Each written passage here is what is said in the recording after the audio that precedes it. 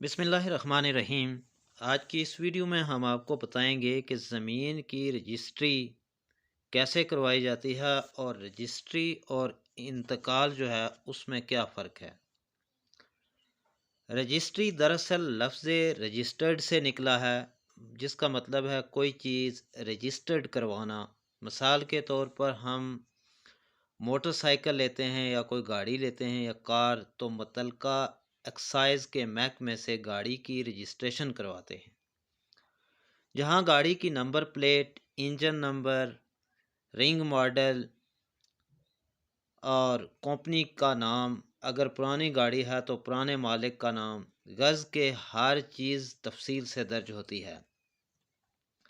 Exercise की ख़ास कीमत अदा करने के बाद गाड़ी हमारे नाम हो जाती है।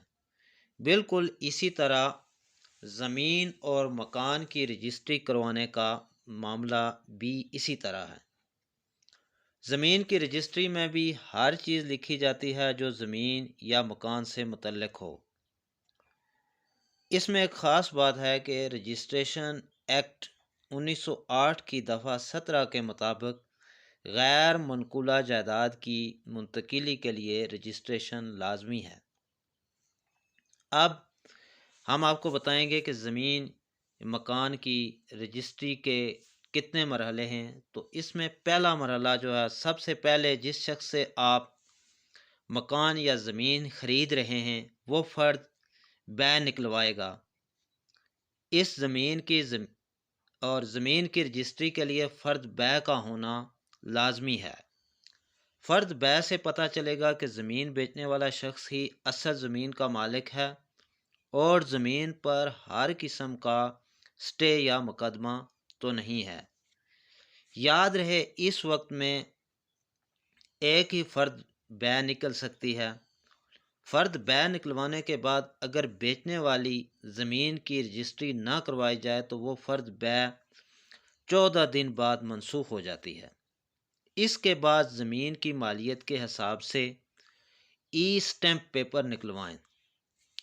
फाइलर 5% टैक्स ज़मीन की मालियत के हिसाब से अदा करेगा और ई स्टैम्प पेपर निकलवाएगा। नॉन फाइलर जो हैं वो 6% के हिसाब से टैक्स अदा करेगा। ज़री ज़मीन पर 4% टैक्स अदा किया जाएगा। ई स्टैम्प पेपर जो है उस पर क्या क्या तहरीर होगा। ई स्टैम्प पेपर पर बेचने वाले, ख़रीदने वाले का नाम तहरीर होगा। इस स्टाम्प पेपर पर ज़मीन का डीसी रेट लिखा होगा कि कितने रुपए की ज़मीन फ़रोख्त की जा रही है, वो कीमत भी लिखी जाएगी।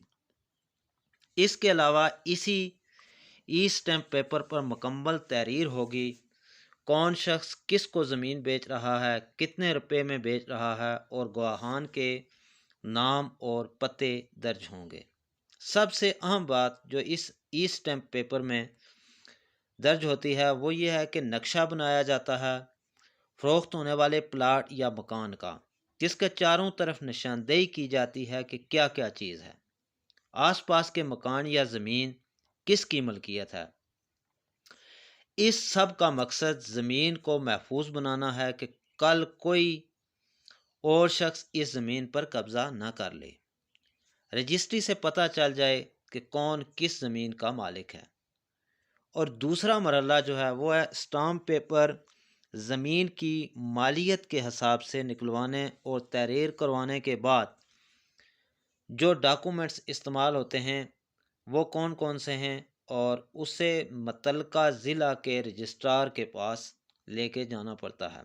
फ़र्द बै बेचने ख़रीदने वालों के शनाख्ती कार्ड की कापियाँ, FBR, TMA टैक्स और दीगर टैक्स की पेमेंट की रसीदें भी साथ लगती हैं। ये फ़ाइल तैयार करने के बाद मुतल्लिका ज़िला के रजिस्ट्रार के पास जाएं। वहाँ रजिस्ट्रार के सामने बेचने वाला आपके हक़ में बयान देगा और गवाहान की फ़ोटो बनने, साइन होने के बाद आपकी रजिस्ट्री हो जाएगी और रजिस्ट्री आपके एड्रेस पर चंद दिनों के अंदर भेज दी जाएगी। अब हम बात करते हैं कि اگر دیکھا جائے کہ انتقال اور رجسٹری میں کیا فرق ہے، رجسٹری اور انتقال زمین میں کوئی فرق نہیں ہے۔ رجسٹری بھی ملکیت کا ثبوت ہے جبکہ انتقال زمین بھی ملکیت کا ثبوت ہے۔ رجسٹری کے بعد اگلا مرحلہ انتقال کا ہوتا ہے۔ رجسٹری حاصل کرنے کے بعد مالک زمین متعلقہ پٹواری کے پاس جائے گا، جو رجسٹری کی مصدقہ کاپی دیکھنے کے بعد آپ کے نام زمین انتقال کر دے گا، اور اس انتقال کی موجودہ فیس مختلف جگہوں پہ مختلف ہے، کہیں 200 ہے، کہیں 300 ہے، اور اس سے زیادہ پیسے پٹواری کو نہیں دینے چاہیے۔ سپریم کورٹ نے اپنے ایک فیصلے میں قانون وضع کر دیا ہے کہ شہری علاقوں میں زمین کی منتقلی رجسٹری ہی کے ذریعے ہوگی، نہ کہ انتقال کے ذریعے۔